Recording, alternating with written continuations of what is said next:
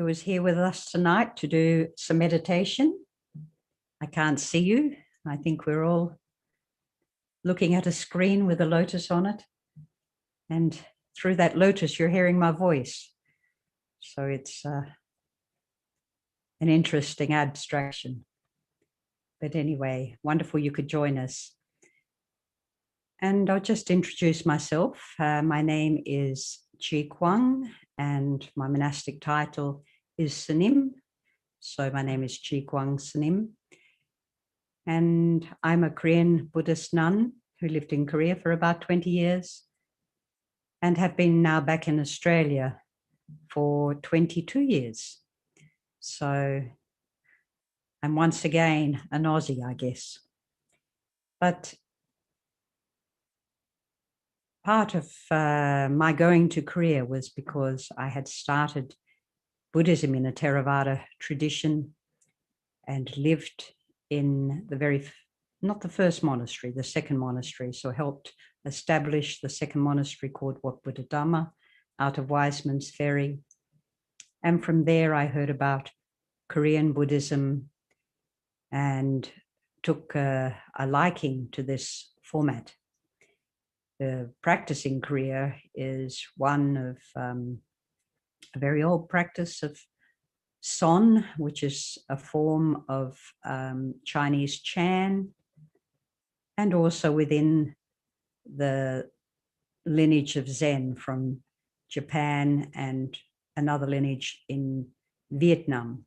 But our lineage came directly from China and is called Son.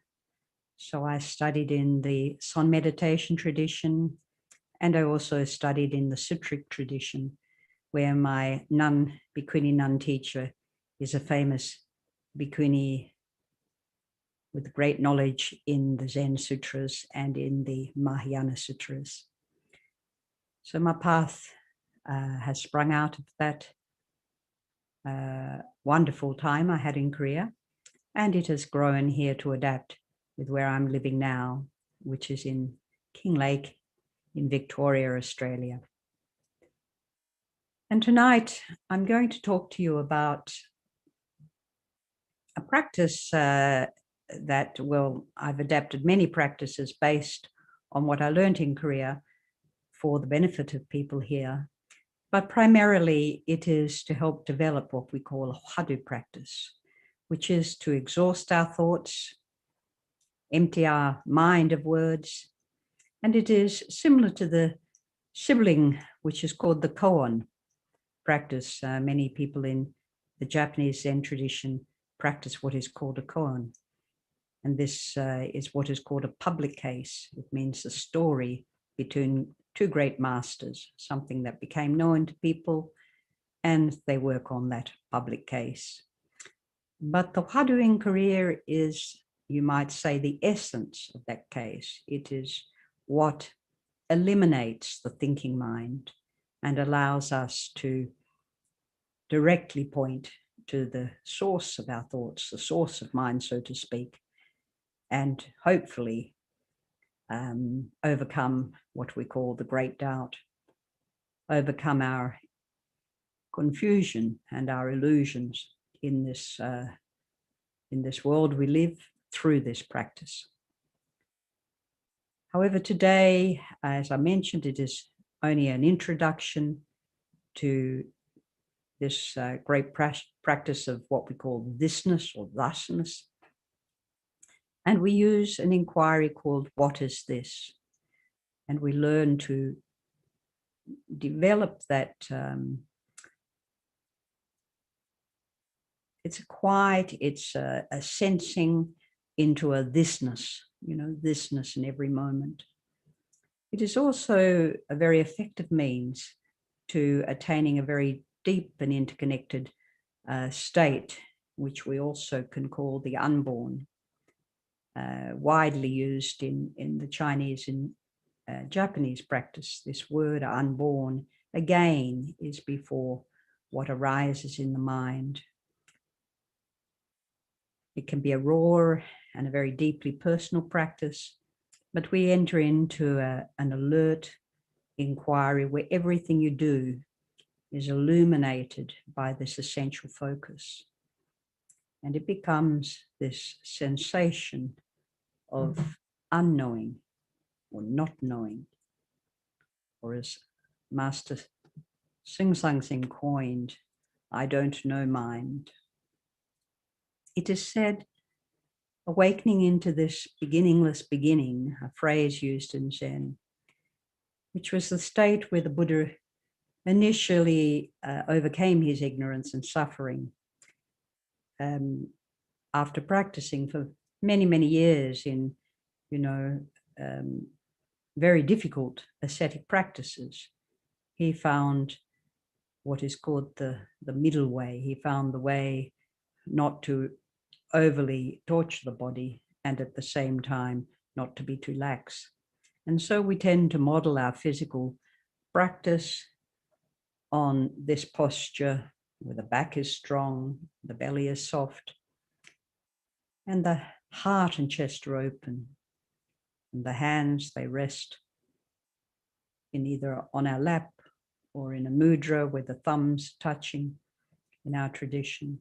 And if the feet are on the ground, they're placed squarely, the shoulder width, and we sit in this upright position, whether it is with our legs crossed or our feet on the ground. I'll talk a little bit more about this practice. We all have that very great capacity as humans to enter into a deep experience where we can allow whatever is happening for us to just unfold moment by moment in a very undivided way. It does require skillful means to develop through the training of meditation. And it also requires us to understand what the precepts are and how to keep our vows. 2, it requires at least some good basic, if not a good understanding of the Buddhist teachings. And preferably, if you have developed in one path for a long time, to explore and open yourself to the teachings in the other path. But most important is to work with an experienced teacher, if only when you're in need of direction. Very few of us really hit a ball into the hole in one go, although it does happen. So I will guide you and I want you to allow the words and the experience to just take you into this moment, into what I'm saying.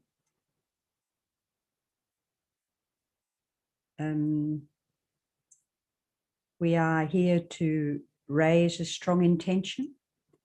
So our intention is to be present with this practice. We can acknowledge, we may have a practice and we can acknowledge that practice and we can come back to it. But for this session, to benefit the most from it, I suggest we hold an intention to deeply stay with this practice for this, next 30, 40 minutes or so. And we also have the intention that we are sharing whatever benefits we arise from this practice with all those here who are practicing with us, and also those who are part of our lives, our colleagues, our family, friends, and those we know and those we don't know, including all sentient beings. So we always offer the merits and offer our good intentions back to others. I will suggest that you observe what the mind is doing at any moment, whether you have thoughts or you don't have a storyline of thinking, even in stillness, just noting that presence of mind, that attentive focus in this moment. If I mention the breath or a sound or a body part, we just take our attention there. We're not trying to hold on to fixedly, not sitting intensely, overly focused intensely. You know, an excessive focus actually has very strong a desire in it, and even have aversion there. So we hold a gentle focus, an open focus, and we allow things to be present. It's not a body scan, nor is it for, you know, in some way rejecting any practice you do, but it is to gain a state of presence over a state of necessarily trying to attain a samadhi or a state of peace. When you're distracted, you just gently come back. I mean, these are all basic instructions. Most of you sitting out there will have heard this and practiced for quite some time. So I'm just speaking very much to beginners here. A thoughtless thought process, which is sometimes referred to in the practice of Hwadu, is you have to use a thought to enter a place that is thoughtless. That is, enter the place where, or the source of where thinking comes from. And it is also called the head of speech. So that place where thoughts and speech arise. If you're drifting into thinking, we can just ask the question gently to ourselves, who is thinking now? These are just a tool. And if I ask you, to do something, in the sense to focus in some place, and you're not there, or you're not able to be there with that, that's fine. You just stay with what it is you're focused on. But there is a reason for taking you where I'm taking you tonight. We aren't putting anything down, and at the same time, we're not trying to, as I said, hold on to anything. You know, you using it for tonight. If it's useful, you can grow this practice.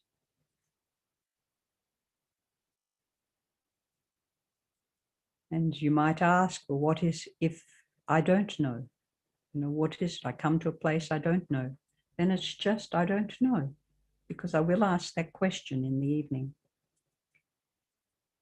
If the pointer points to objects, a bodily part or sensing other, surface, clothing, whatever it is, then we look beyond the two and we take that attention right into that place they meet.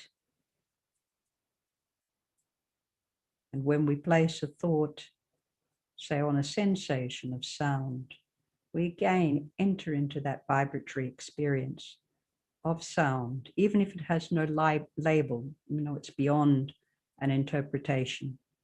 We just enter into that experience. Nothing is ever quite what we think or have experienced before, so we just remain open and spacious and drop into what is going on now. It may be an instant extinguishing of a field of confusion. That happens. And that's very wonderful, but even not attached to that.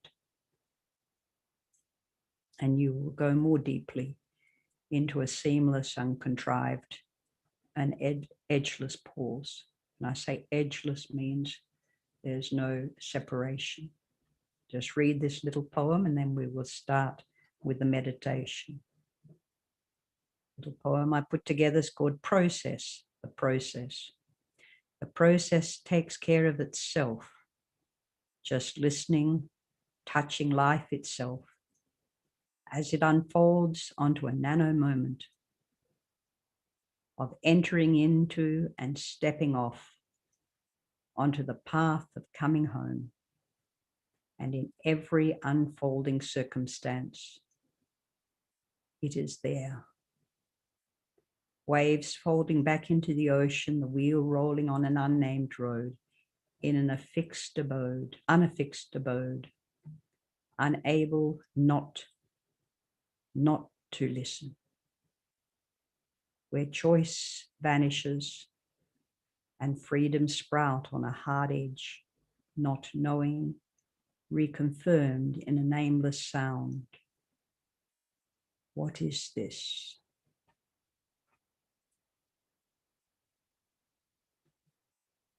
So let's begin with our meditation. Some of you may already be still, alert. We are going to enter through touch. Tonight's meditation is where one physical component meets another or other. To begin with, we will notice the air as it touches the bodily part where it enters, such as the nostrils. The mouth is slightly open, perhaps through the mouth.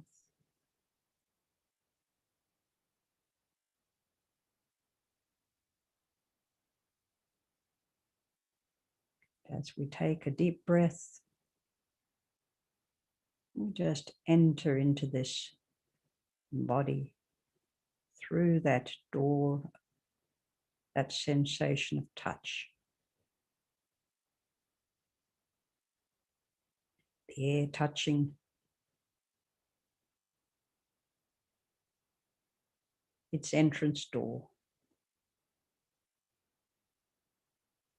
And again, as it exits, we notice the breath leaving from that point.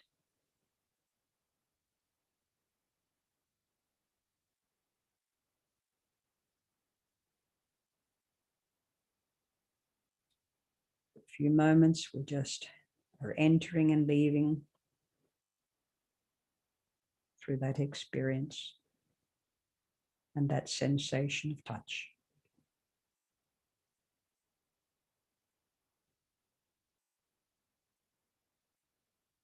May have a texture,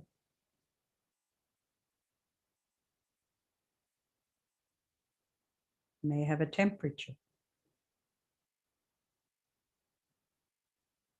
We don't have to be too concerned. We just are coming, touching, passing that moment,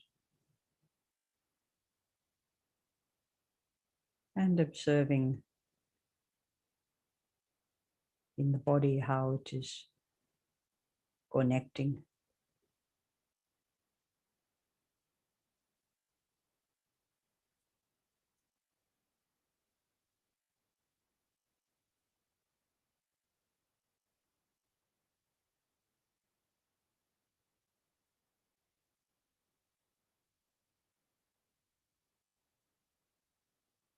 This time I want you to notice where a piece of clothing touches somewhere on the neck or the shoulders, and what you feel between the softness of the clothing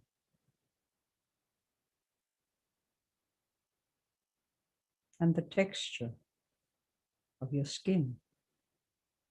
Of course, you may notice first the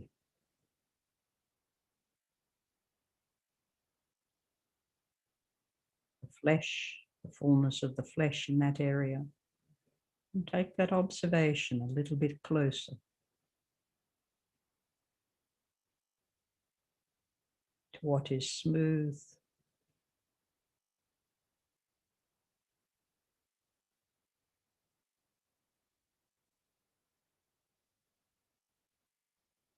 and other. It may be difficult to put a label to distinguish the actual texture or the pressure, or again, the heat or temperature. There's more the connection between something bodily against something that is on the body in this case.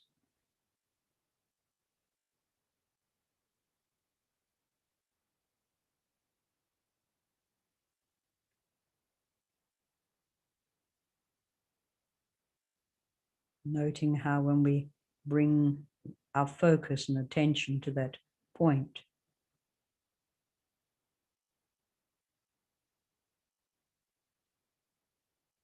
that place, where those two textures meet,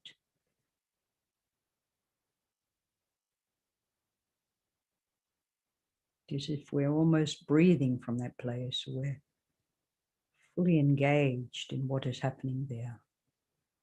Other things happen, slight bodily alignment or movement. We just come back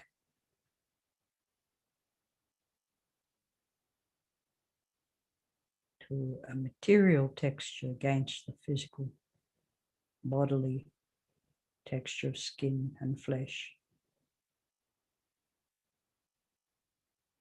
Of course, if you're not feeling this, we do not have to be too worried. We just a general focus in this area.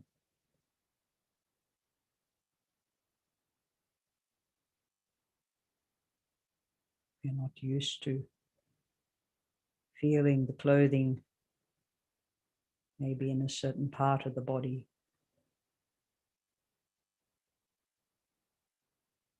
such as the neck, but as we enter there, something special happens. This is to draw our curiosity into that.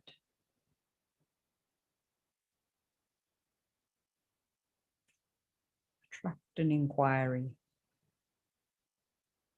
There is this and this happening, but at the same time, it is not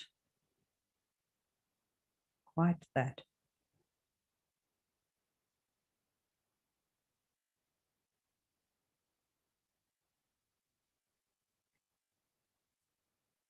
We often want to go further in the body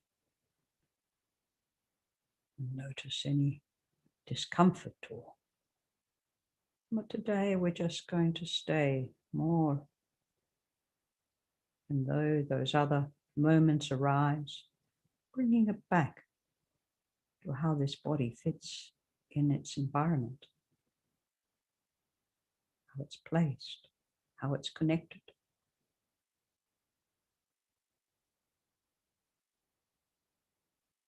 Next breath, we're going to go down to where the buttock is seated on a soft cushion.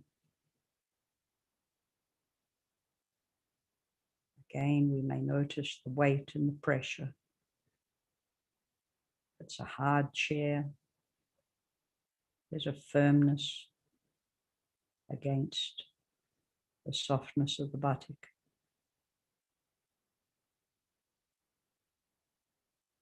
You may notice that whole region.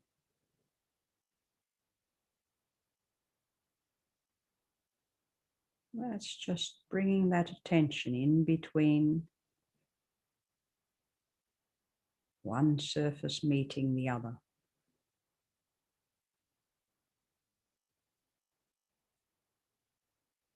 It's very important. We recognize how we touch the world and how the world touches us. Through the things we utilize in our life, the things we wear, the things we're holding. We give little thought to it. In this moment, we're noting the buttock and maybe part of the legs, the upper legs, are on the cushion or the chair. What does that feel like? Of course, there's a lot of pressure, maybe heat. Can we meet in the middle? There's always a little space, even though one thing merges into the other.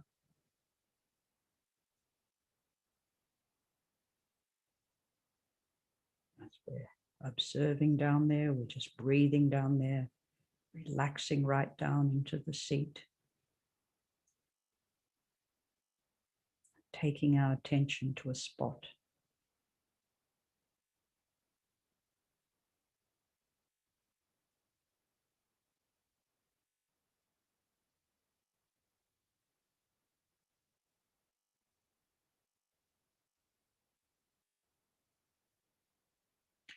Large area so we can allow the attention to explore.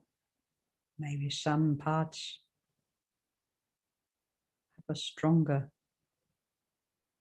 interaction than other parts. Maybe we're absorbed in the harder, heatier part, or absorbed in the softer. Can we even experience the clothing between the batik and the cushion, or the batik and the chair, or the cloth of the cushion and the cloth on the clothes? Something to explore, something to look into, another unknown.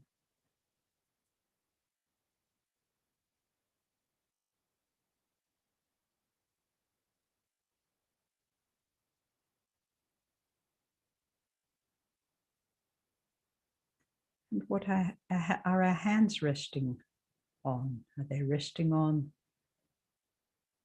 our legs or our thighs or our knees? Or they may be even resting higher in the body, as in the abdomen. But actually, our hands are resting on the clothes that cover that body.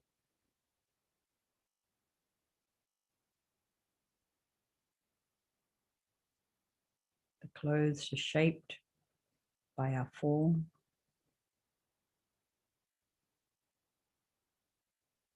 shaped by the flesh, the muscles. Again, taking some part of where our hands rest against clothing.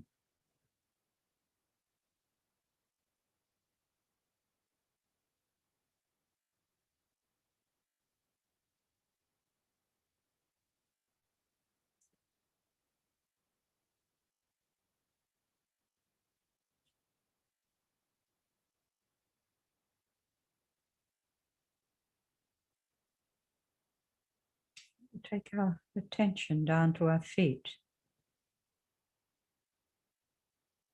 the lower part of our legs, our ankles. We're seated on the ground, but some part that again is touching the ground,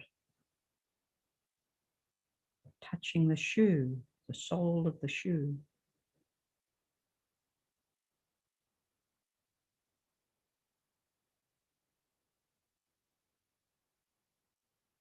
There's a few layers there, perhaps the sock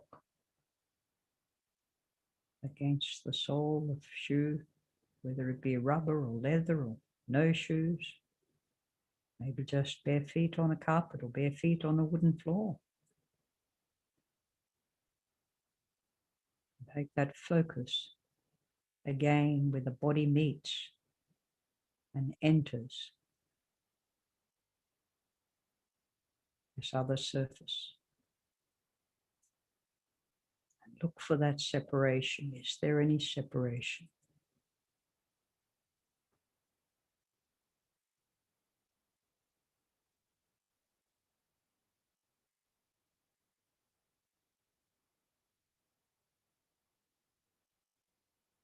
Is there vibration?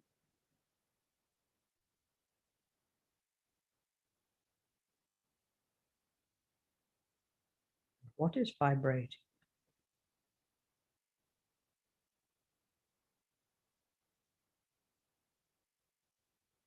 Is experiencing that.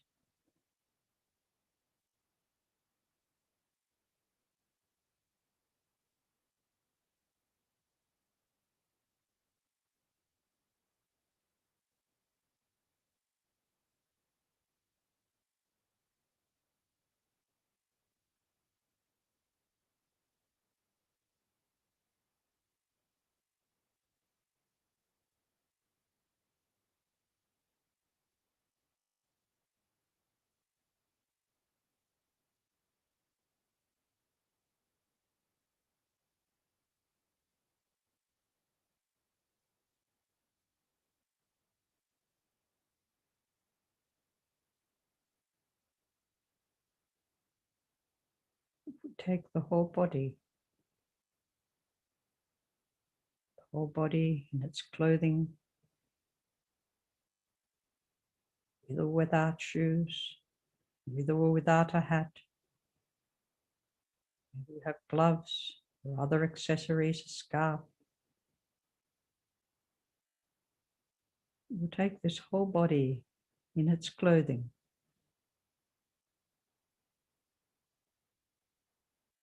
And we'll experience this whole body in its environment.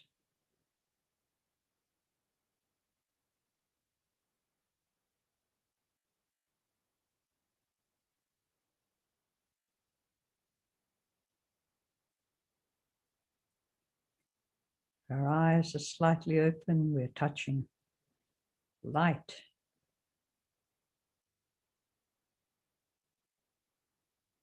It comes in the shape and forms that surround us. If they're closed, we may be touching the environment around us through the auditory experience, the vibratory experience of sound, close, in proximity, and distant.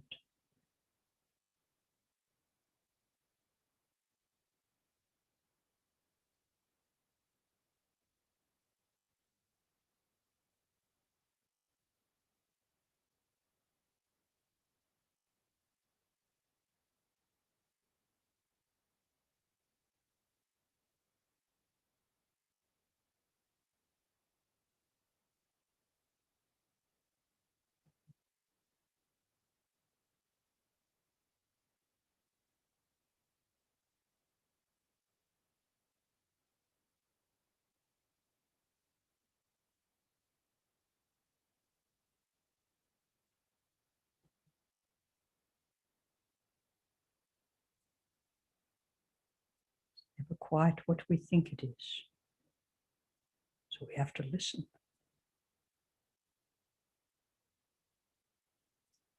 The physical ear, it's very magnificent physical form.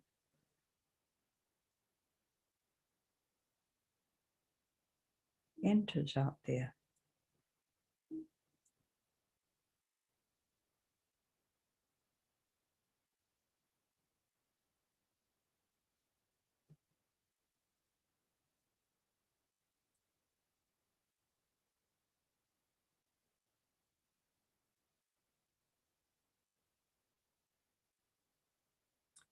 Field of vibratory experience.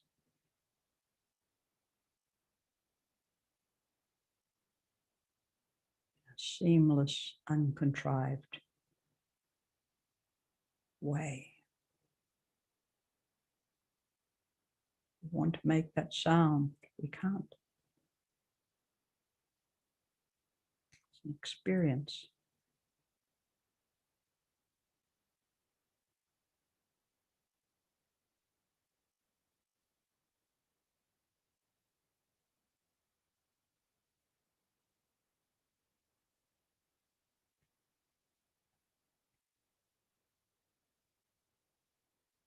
You're experiencing two, the hearer and the heard, then you have not entered into deep listening.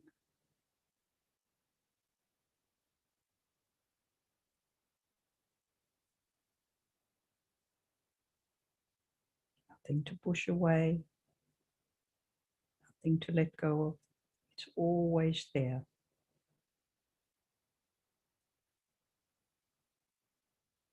When we attune to it, it's a great teacher.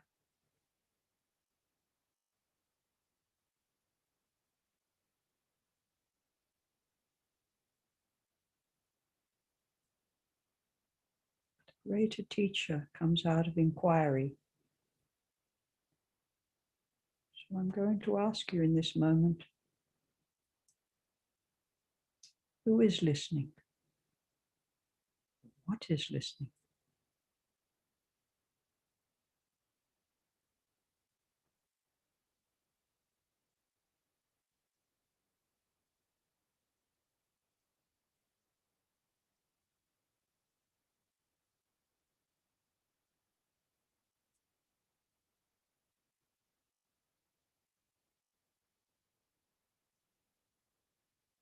And I want you to answer in this way, a simple, direct way. I don't know. I simply don't know.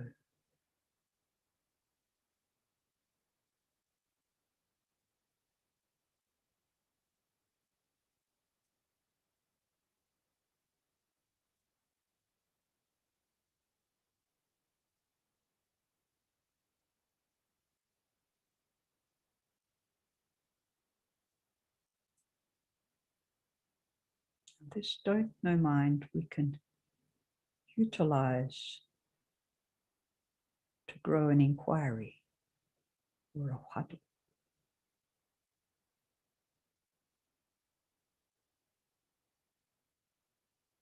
Develop the sensation of not knowing. Curious, open capacity to bearing witness.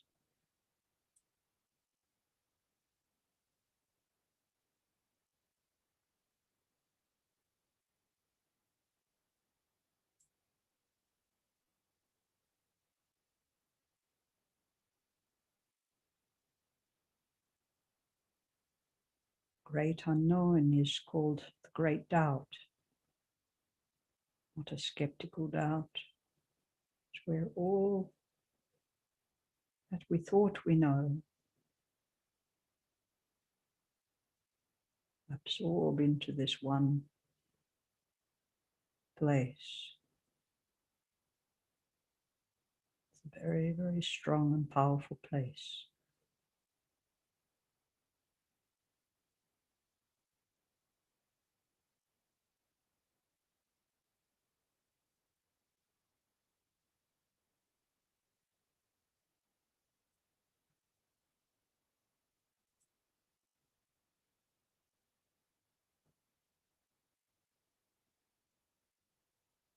To understand what is meant by beginningless, you just have to open and listen.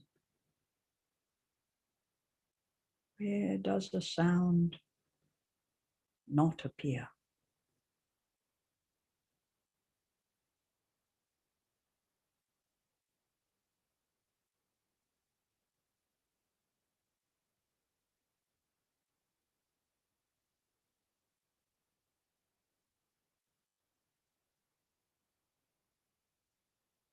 Just as the body is clothed and supported by various forms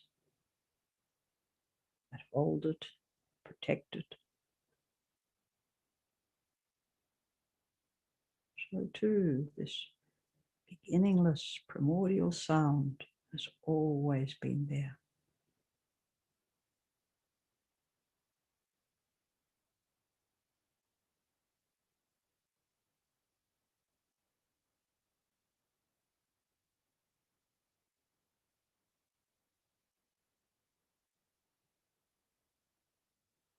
If we enter into that, then the beginningless beginning opens up into the gateless gate.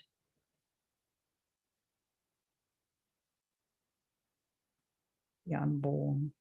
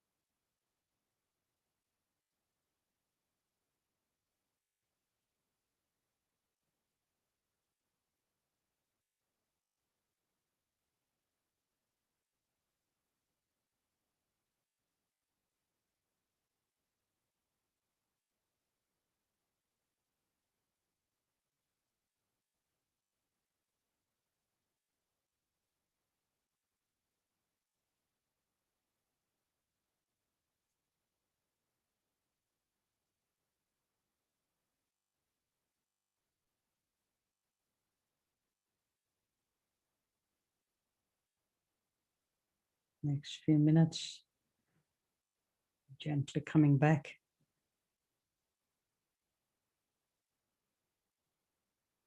Noting our feet on the ground.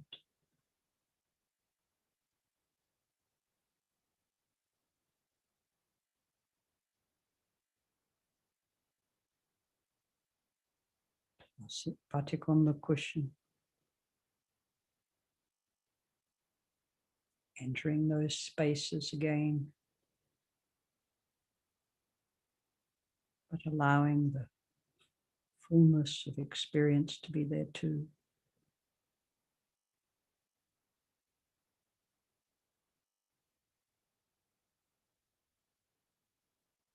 It's both specific and yet embracing or opening.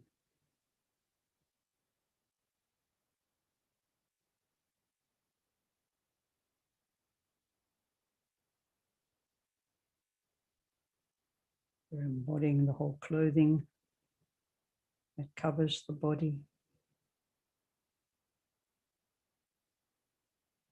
It's part of the body, part of the fabric of who we are.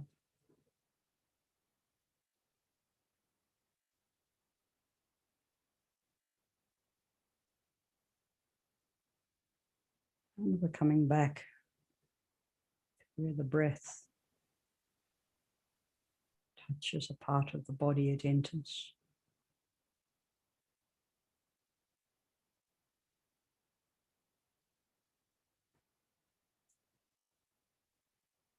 Through the nostrils, sensation as it touches, when it enters.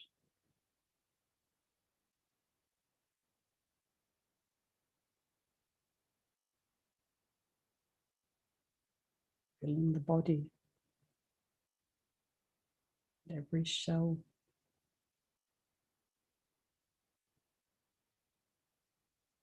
And where it touches as it exits.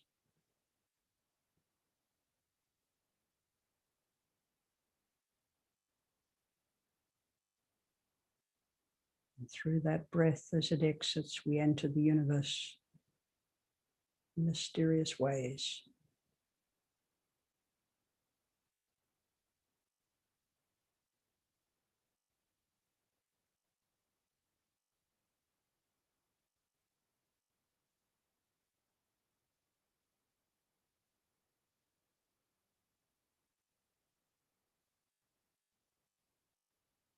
Out the day we enter and pass through this door innumerable times.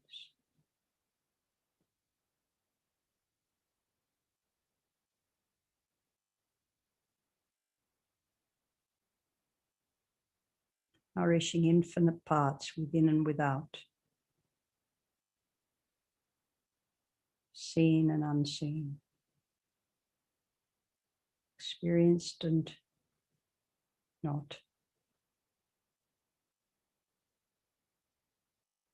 You can only live in wonder of what this body and mind is capable of knowing.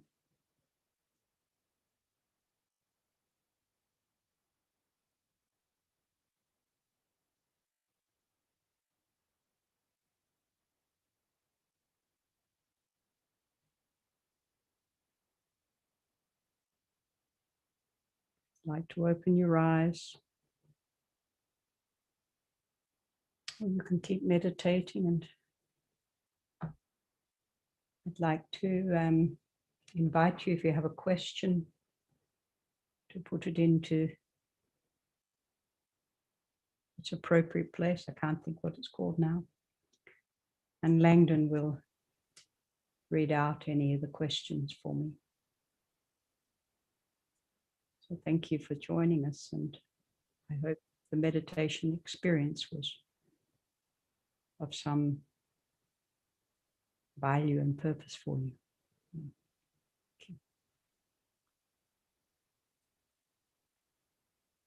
Thank you, Kwang. Oh, it's Srijith. Yes, it is. I've come on as we've been trying to sort out a technical issue in the midst of the meditation. There's no questions that have come in as yet, but if you type your question into the YouTube live chat, I'll read them out.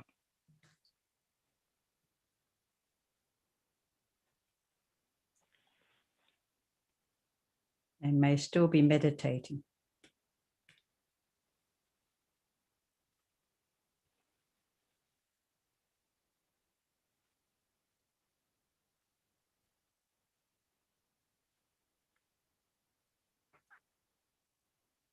Well, if there's no questions, nothing come along.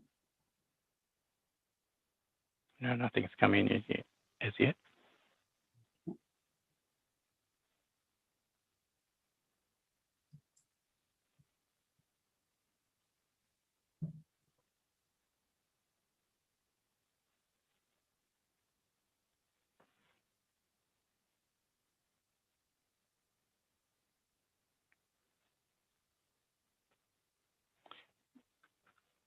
Chikwan, while we're waiting for some questions to come in, perhaps you could share a little bit more about the practice you use.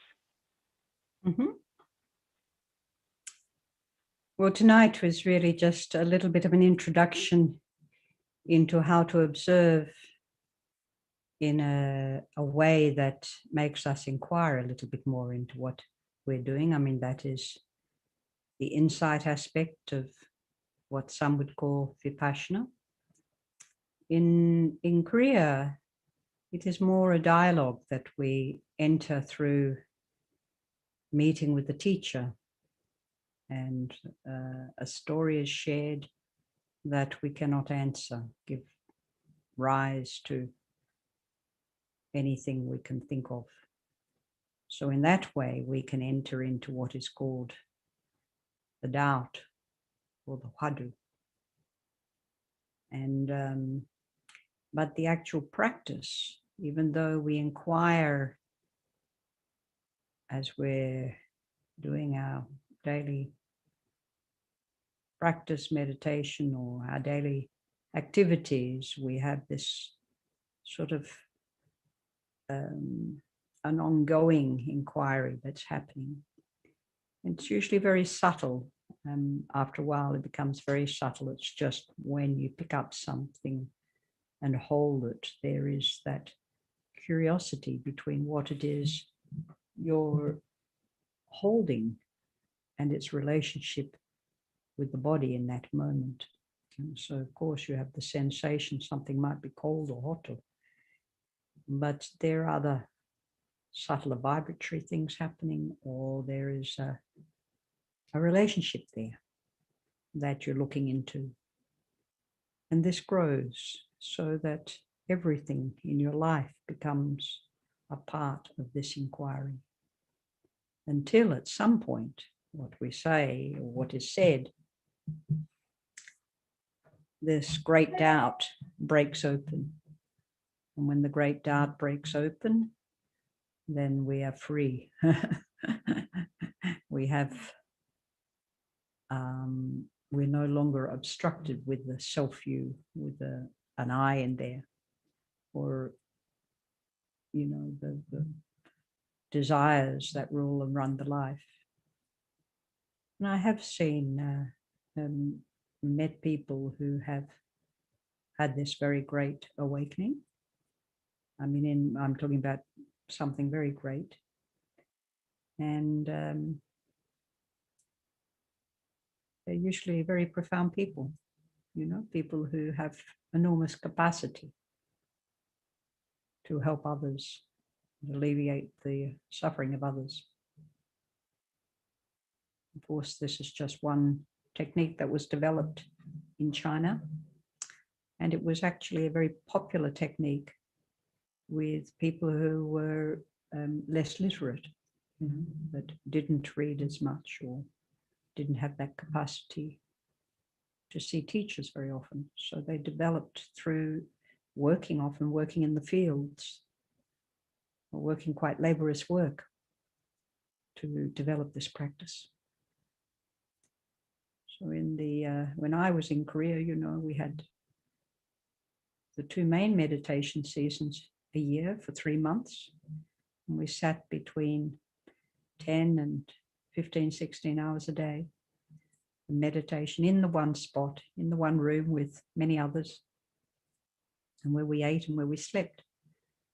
So you became very sensitized to every little detail of that environment. And in a way, the ego naturally diminishes there. The self doesn't have much room to abide in, ways that absorb others. And so we practiced, but then we'd have what we called the free seasons, the autumn and spring, where we had more freedom to go and travel and study with other teachers, or go on these long adventurous walks through the mountains. Sometimes, just traveling to see teachers.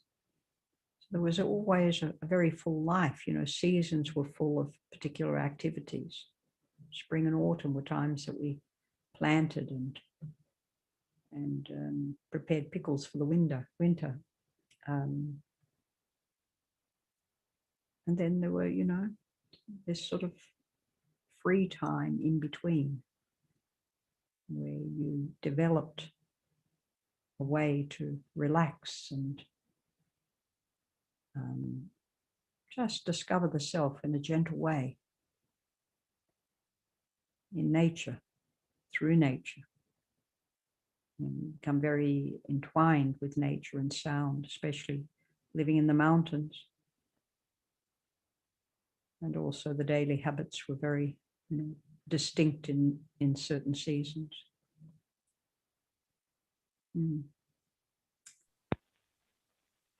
Thank you, Chief.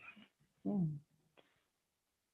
We have one question that's come through so far. Mm-hmm. So the question is, how can one recognize this empty state of awareness while going through one's daily life activities? It doesn't have to be empty. It just has to be an ongoing inquiry. Yes, of course, in meditation, we do tend to empty out, especially in that meditation of listening to sound or entering into sound. But everything you do in your daily life requires your attention. And it is this attention that enables us to, really develop, say, the mindful aspect or the present-minded aspect of it. But it is the quiet inquiry. You can have an inquiry even when you're talking to somebody. There is something that is witnessing what is going on. And I sometimes have given an example that if you've lost a set of car keys, you put them down somewhere and you go to bed and you remember you can't remember where they are, and you've got to get up at a certain time and get to work. And there's no option. The next day you have an important meeting, you've got to be there. From the time you don't recall where you've put them down, you do all the other things. You have your meal, you talk to the family, you have a shower, you put on your pajamas or whatever, and you get up and you still put your slippers on and go and clean your teeth and get dressed and have a breakfast. But you never forget. There's something in the back of the mind that is looking and searching, and it's urgent. So you can develop this practice. It is practice that actually works very well with ordinary life. And it can, rather than, the highs and lows of everyday life and the things we like pitching against the parts we don't like or the problems we have with this one or that one or ourselves, then in and amongst all of that, what will bring the equanimity and smooth your life out a little bit, or, allow you to be engaged on those different levels, is this capacity to have developed a very deep inquiry into, the nature of self, or the what is it component, or the I don't know component sometimes is an easier way. I know people who always have just this open bewilderment, so to speak, because they've developed this, they still function in a very, very sharp, clear and attentive way. They just have less to say about it. I don't know if that's helpful, but I know you can practice in your everyday world and your everyday lives and still establish great center in this practice. Thank you, Kwang. There's no further questions, so we might call it an evening. And anyway, I'd like to thank everybody, whoever's out there, for joining me tonight and joining us, in a way where when we sit together, it's a very connected way of entering into practice together, whether it's through a screen or not. So do come back for other teachings. I guess many of you come back every week, and continue to practice and bring in the elements of one practice into the other. And they all meet up.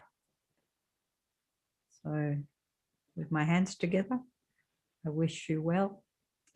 And again, may the benefits of this practice be shared among all living beings, seen and unseen, and especially those who are close to you and in your circle of friends and family, and others not so close. And look after yourselves. Thank you. And thank you, Srijit. And Langdon, thank you.